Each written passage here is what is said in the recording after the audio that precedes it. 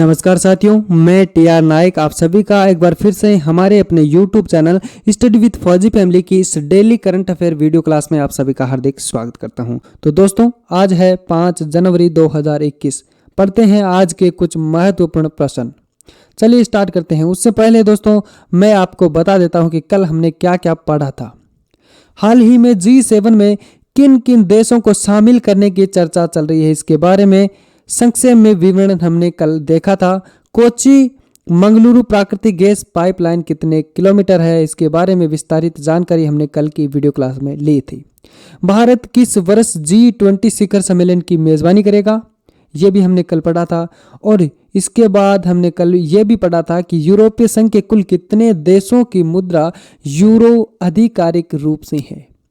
और third missile रक्षा प्रणाली किस देश से संबंधित है साथियों, थर्ड के बारे में पूरा विस्तारित जानकारी हमने कल के वीडियो में ली थी।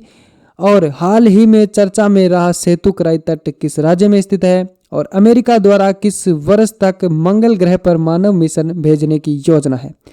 तो साथियों, ये जितने भी प्रश्न आप देख पा रहे हैं, इन सभी प्रश्नों का जो विस्तारित रूप है वो हमने कल के वीडियो क्लास में हमने बताया है। वो वीडियो आप देखने के लिए इसी वीडियो के डिस्क्रिप्शन में आपको उसी वीडियो का लिंक मिल जाएगा, वहां जाकर आप उस क्लास को अटेंड कर सकते हैं। तो चलिए स्टार्ट करते हैं आज 5 जनवरी 2021 के महत्वपूर्ण प्रश्न। पहला प्रश्न, चांगपा जनजाति एक बंजारा समुदाय का संबंध भारत के किस राज्य से है। तो साथियों, ये तस्वीर आप देख पा रहे हैं, ये चांगपा जनजाति की तस्वीर आपको दिखाई गई है। तो साथियों, इस प्रश्न का सही जवाब है जो कि आपको इन दिए गए 4 ऑप्शन में से चुनकर बताना होगा। पहला ऑप्शन है लद्दाख, ऑप्शन बी उत्तराखंड, लक्षद्वीप, और डी ऑप्शन है नागालैंड। तो साथियों, इस प्रश्न का सही जवाब होगा ऑप्शन ए लद्दाख। यानी ये जनजाति जो कि भारत के लद्दाख क्षेत्र के चांगथांग इलाके में निवास करती है। कहाँ निवास करती है दोस्तों? ये जनजाति है जो कि भारत के लद्दाख क्षेत्र के चांगथांग इलाके में निवास करती है। और इसका जो आजीविका का मुख्य आधार है वो है मवेशी और पश्मीना बकरियां हैं। लद्दाख है जो कि विश्व में सर्वाधिक और सबसे उन्नत किस्म की पश्मीना का उत्पादन करता है।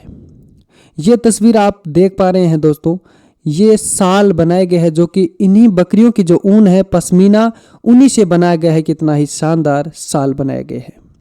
कश्मीर में बुने गए सुप्रसिद्ध पश्मीना शॉलों का निर्माण है जो कि इन बकरियों से प्राप्त ऊन से ही किया जाता है। अगला प्रश्न देखते हैं दोस्तों, ये रहा आपकी स्क्रीन पे। प्रधानमंत्री राष्ट्रीय राहत कोष की स्थापना कब की गई। तो साथियों, इस प्रश्न का भी राइट आंसर आपको इन दिए गए 4 ऑप्शन में से चुनकर बताना होगा। ऑप्शन है 1950, 2000, 1948 और 2015। साथियों, इस प्रश्न का सही जवाब होगा ऑप्शन सी 1948, यानी 1948। पाकिस्तान से विस्थापित लोगों की मदद करने के लिए जनवरी 1948 में तत्कालीन प्रधानमंत्री पंडित जवाहरलाल नेहरू के द्वारा प्रधानमंत्री राष्ट्रीय राहत कोष की स्थापना की गई थी। प्रधानमंत्री राष्ट्रीय राहत कोष की धनराशि का इस्तेमाल है जो कि कहां पर किया जाता है दोस्तों? बाढ़, चक्रवात, भूकंप और बड़ी दुर्घटनाओं एवं दंगों के पीड़ित एवं प्राकृतिक जो आपदाओं में मारे गए लोगों के परिजनों को तत्काल राहत पहुंचाने के लिए किया जाता है। समझ में आ रहा है दोस्तों? क्योंकि कोविड-19 के चलते प्रधानमंत्री ने पीएम केयर्स फंड की स्थापना की। सूचना के अधिकार अधिनियम यानी आरटीआई के तहत जानकारी नहीं देने के कारण यह चर्चा में रहा है। अब आप कमेंट बॉक्स में बताइए कि जो धन आम जनता से इकट्ठा किया गया हो, यानी जो धन आम लोगों से इकट्ठा किया गया हो, आम जनता से इकट्ठा किया गया हो, तो उसकी जानकारी जनता को मांगने पर देनी चाहिए या नहीं देनी चाहिए, यह आप कमेंट बॉक्स के अंदर अवश्य बताइए। तो साथियों, अगला प्रश्न है, ये रहा आपकी स्क्रीन पे। उष्णकटिबंधीय चक्रवात के लिए समुद्री सतह का तापमान कितने डिग्री सेल्सियस से अधिक होना चाहिए। तो साथियों, ऑप्शन है 27 डिग्री, 28 डिग्री, 30 डिग्री और 25 डिग्री। दोस्तों, इस प्रश्न का सही जवाब होगा ऑप्शन ए 27 डिग्री। तो साथियों, ये अलग अलग प्रकार के आप जो तस्वीरें देख पा रहे हैं, ये चक्रवातों यानी तूफानों की तस्वीरें आपको दिखाई जा रही है। 27 डिग्री सेल्सियस से अधिक तापमान होना चाहिए।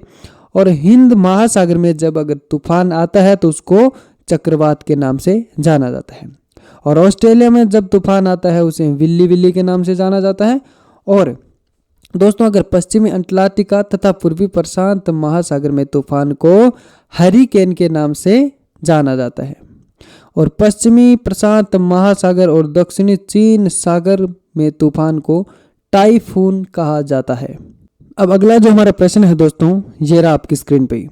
भारत और अमेरिका के बीच किस वर्ष से मालाबार नौसैनिक अभ्यास शुरू हुआ? तो साथियों ये तस्वीरें आप देख पा रहे हैं, ये मालाबार नौसैनिक अभ्यास की तस्वीरें हैं। ऑप्शन है दोस्तों 2015 में, या फिर 2005, या 1990, या फिर 1992। साथियों इस प्रश्न का सही जवाब होगा ऑप्शन डी 1992। यानी भारत और अमेरिका के बीच वर्ष 1992 में एक द्विपक्षीय यानी दो पक्षों के बीच नौसैनिक अभ्यास के रूप में शुरू हुआ मालाबार नौसैनिक अभ्यास। वर्ष 2015 से जापान को भी शामिल कर लिया गया है। यानी दोस्तों वर्ष 2015 से जापान को भी इस युद्ध अभ्यास के साथ शामिल कर लिया गया है। वर्तमान समय में ऑस्ट्रेलिया को शामिल करने की चर्चा अभी तक चल रही है दोस्तों। तो साथियों आशा करता हूं इस प्रकार से सभी प्रश्न आपको समझ में आ रहे होंगे। अगला जो हमारा प्रश्न है ये रहा आपकी स्क्रीन पे। कोहाला जल विद्युत परियोजना का संबंध किस देश से है? तो दोस्तों बताइए इस प्रश्न का राइट आंसर क्या होगा इन दिए गए 4 ऑप्शन में से चुनकर कि जो कोहाला जल विद्युत परियोजना का संबंध किस देश से है। ऑप्शन है दोस्तों चाइना से, अमेरिका, रूस, भारत। इस प्रश्न का सही जवाब होगा ऑप्शन दोस्त ए चीन से। यानी भारत की आपत्ति के बावजूद चीन पाकिस्तान आर्थिक गलियारे के तहत पाकिस्तान के कब्जे वाले कश्मीर में 1124 मेगावाट वाली कोहाला जल विद्युत परियोजना को स्थापित करने की योजना बना रहा है। चीन द्वारा इस परियोजना को झेलम नदी पर निर्मित किया गया है। साथियों ये तस्वीरें आप देख रहे हैं, ये कोहाला जल विद्युत परियोजना की तस्वीरें हैं। अगला जो हमारा प्रश्न है दोस्तों ये रहा आपकी स्क्रीन पे। बेलगांव कर्नाटक का एक प्रमुख शहर जिसको लेकर विवाद किन किन राज्यों के मध्य है। ऑप्शन है दोस्तों महाराष्ट्र, आंध्र प्रदेश, केरल और तमिलनाडु। यानी जो बेलगांव कर्नाटक का एक प्रमुख शहर है जिसको लेकर विवाद किन किन राज्यों के मध्य चल रहा है, कर्नाटक और महाराष्ट्र के बीच, या फिर कर्नाटक आंध्र प्रदेश के बीच, या कर्नाटक केरल और कर्नाटक तमिलनाडु। तो साथियों इस प्रश्न का सही जवाब होगा ऑप्शन ए कर्नाटक और महाराष्ट्र के बीच। यानी महाराष्ट्र और कर्नाटक की सीमा पर स्थित एक प्रमुख शहर जहां पर मराठी भाषा के बहुसंख्यक लोग हैं जो कि वहां पर निवास करते हैं। बेलगांव में 1924 में कांग्रेस का जो अधिवेशन हुआ जिसकी अध्यक्षता महात्मा गांधी ने की थी। साथियों जो बेलगांव में 1924 में कांग्रेस का अधिवेशन हुआ था जिसकी अध्यक्षता किसने की थी? महात्मा गांधी ने की थी। और दोस्तों होम रूल लीग आंदोलन की शुरुआत 1916 में बेलगांव से लोकमान्य बाल गंगाधर तिलक के द्वारा की गई थी। अब दोस्तों अगर एग्जाम के अंदर प्रश्न इस तरह पूछ लिया जाए कि होम रूल लीग आंदोलन की शुरुआत कब की गई और किसके द्वारा की गई, तो साथियों होम रूल लीग आंदोलन की शुरुआत है जो कि 1916 में की गई और बेलगांव से जो लोकमान्य बाल गंगाधर तिलक के द्वारा की गई है जो कि आप इस तस्वीर के अंदर देख सकते हैं। चलिए दोस्तों अगला प्रश्न देखते हैं। यह रहा आपकी स्क्रीन पे। निम्नलिखित में से किस राज्य की 2 से अधिक राजधानियां हैं? ऑप्शन दिए गए हैं साथियों। ऑप्शन है पहला जम्मू और कश्मीर की, ऑप्शन बी हिमाचल प्रदेश, या आंध्र प्रदेश, या महाराष्ट्र। साथियों इस प्रश्न का सही जवाब होगा ऑप्शन सी आंध्र प्रदेश। यानी ये मैप आपको दिखाया गया है, यानी तस्वीर आपको दी गई है मैप की। इस मैप के अंदर जो ये ग्रीन कलर से दर्शाया गया है ये है आंध्र प्रदेश। यानी दोस्तों दक्षिण अफ्रीका मॉडल पर राज्य की 3 विकेंद्रीकृत जो राजधानियां हो सकती है।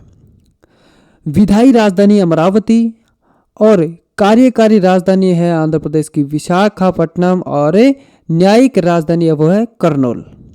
तो साथियों अब आपके दिमाग में एक प्रश्न उठ रहा होगा कि आंध्र प्रदेश की राजधानी हैदराबाद नहीं है क्या?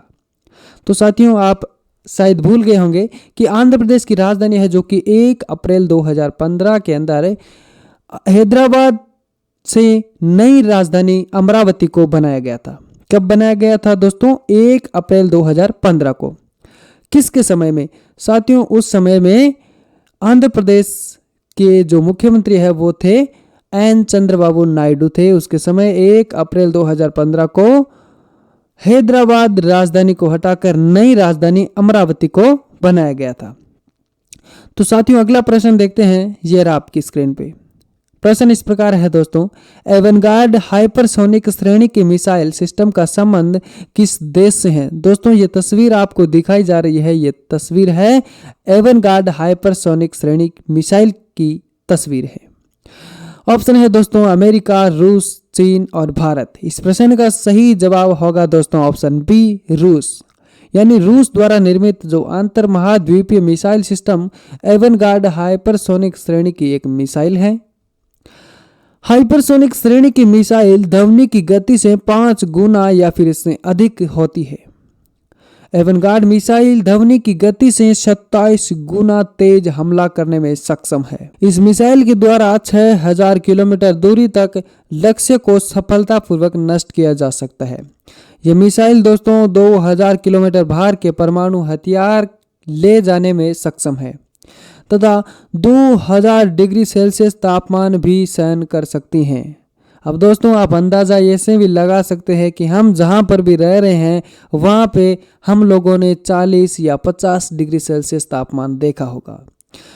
जब भी 50 डिग्री या फिर 47 डिग्री भी तापमान हमारे पास हो जाता है तो हमारा सर है जो कि विस्फोट होने लगता है। लेकिन आप ये देखिए 2000 डिग्री सेल्सियस तापमान पर भी ये मिसाइल सहन कर सकती हैं। तो साथियों आज की हमारी ये जो डेली करंट अफेयर्स की वीडियो क्लास आपको कैसी लगी, इसके अंदर आपको स्टडी मटेरियल है जो कि किस प्रकार से मिल रहा है, कैसा लग रहा है, ये आप कमेंट बॉक्स के अंदर अवश्य बताएं। अगर ये वीडियो आपको अच्छा लगा हो तो इस वीडियो को आप लाइक करें, शेयर करें, हमारे अपने यूट्यूब चैनल स्टडी विद फौजी फैमिली को आप सब्सक्राइब करें, पास बने बेल आइकन को भी प्रेस कर ले जिससे कि जो हम नए वीडियो डालेंगे उसका नोटिफिकेशन सबसे पहले आपके पास पहुंच सके। मिलते हैं एक अगली नई क्लास के साथ, तब तक के लिए ब्रेक लेता हूं। जय हिंद, जय भारत।